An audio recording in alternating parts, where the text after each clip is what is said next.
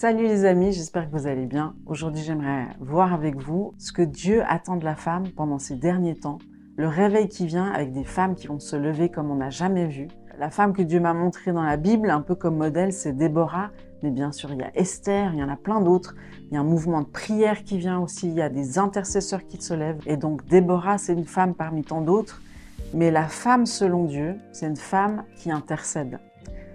Comme Esther qui s'est tenue 3 jours sans manger ni boire dans la prière pour sauver son peuple. Elle n'avait pas l'air forcément concernée. Mardoché lui a dit tu penses que tu vas sauver ta vie parce que tu es dans la cour du roi? Pas du tout, tu seras éliminé comme les autres. Et est-ce que tu ne serais pas né pour un temps comme celui-ci?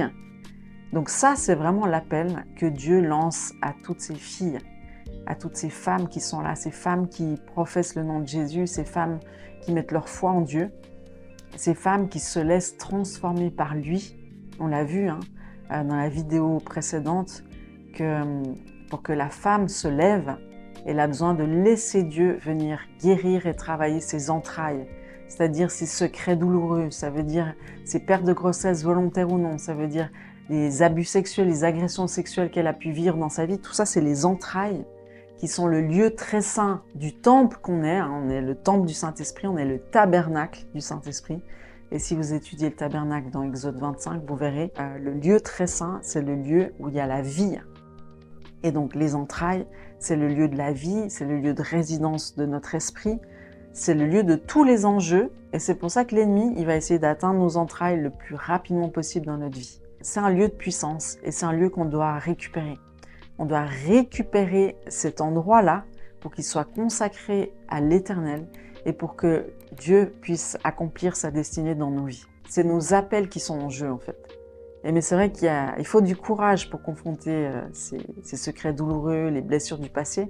Il faut du courage, mais c'est notre appel et c'est donc l'état, la santé du corps de Christ qui est en jeu. Et donc Dieu lève cette armée de femmes et il les lève dans l'intercession. Vous pouvez aller voir Johanna Exbrayat, qui est une chère amie et qui, elle, est en train de lancer un mouvement de prière, un mouvement d'intercession. D'ailleurs, quand on était à la conférence Éclosion ensemble, il y avait des femmes qui priaient 24/24 pour la conférence. Et ça s'est senti comme jamais. Il y avait une présence de Dieu, il y a eu des guérisons, il y a eu des délivrances. C'était juste extraordinaire. Des femmes qui se lèvent. Les femmes qui se lèvent, c'est ça qu'on veut voir. Donc Déborah, c'est aussi une intercesseur. Esther, c'est une intercesseur. C'est ce pont dont je vous parlais entre le ciel et la terre. Quand une femme se réveille dans l'intercession, quand elle comprend que c'est dans le monde invisible qu'on gagne ses batailles, eh ben elle peut gagner son mariage, elle peut gagner chacun de ses enfants pour Christ. Tu verras si tu regardes The War Room, je sais plus le titre en français, mais tu le trouves sur Netflix, c'est ces fameux films des frères Kendricks. Il y en a un qui est sorti qui s'appelle The Forge aussi. C'est aussi une question de prière. On voit une mère qui prie pour son fils et on voit son fils littéralement changer d'orientation, changer de destinée pour rencontrer sa vraie destinée en Jésus. Parce que comme c'est Dieu qui nous a créés, c'est lui qui a la capacité de nous faire marcher dans notre destinée. Une femme, c'est celle qui a compris qu'elle est le pont entre le ciel et la terre, entre Dieu et sa famille. Elle a compris que les batailles se mènent à genoux dans la prière et l'intercession.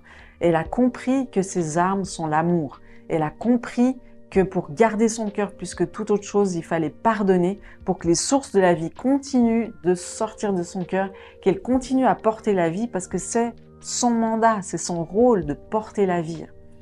Et donc cette vie qu'elle porte, elle l'accueille premièrement de Dieu, dans les temps de prière, dans les temps d'intimité, qu'une femme doit absolument consacrer, même si elle court à gauche, à droite, elle se réveille tôt le matin, ou elle se couche un peu plus tard le soir, pour prier et pour vivre cette intimité avec le Père, qui va tout changer dans sa vie.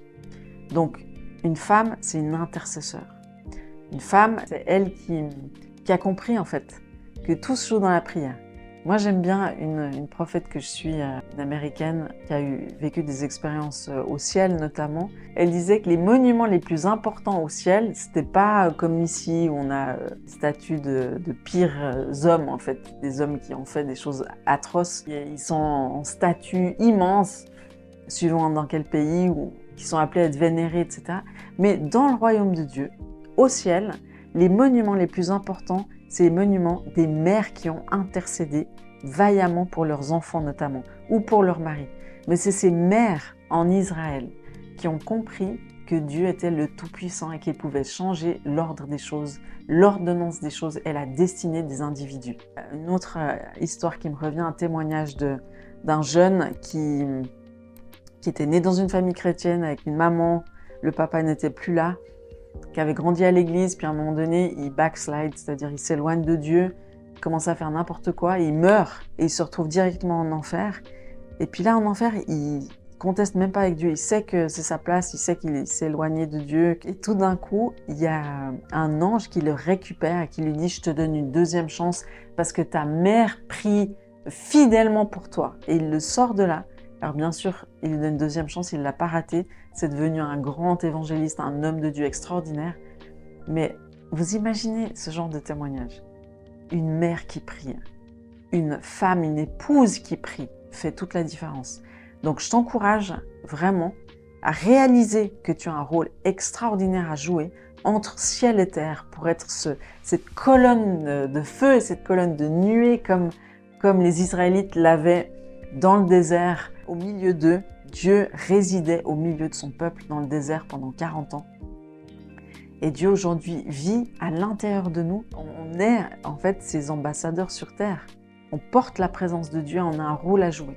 Je t'encourage, si tu nous écoutes, tu es une femme, puis tu dis « mon mariage c'est la catastrophe, mes enfants ils partent dans tous les sens », commence à prier, commence à te mettre à genoux et ne lâche pas l'affaire jusqu'à ce que tu vois la gloire de Dieu dans ton mariage, au milieu de tes enfants. Ne lâche pas l'affaire.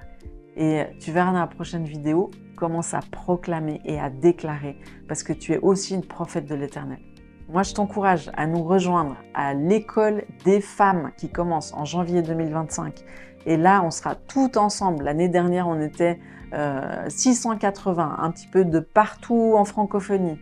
C'était traduit en espagnol, en anglais. Donc là, on va certainement le refaire s'il y a des hispanophones intéressés ou des anglophones intéressés ou plus.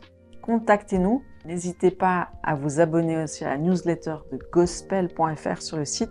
Comme ça, vous aurez toutes les news de ce qu'on fait, ce mouvement de femmes qui a commencé et qui est loin de s'arrêter.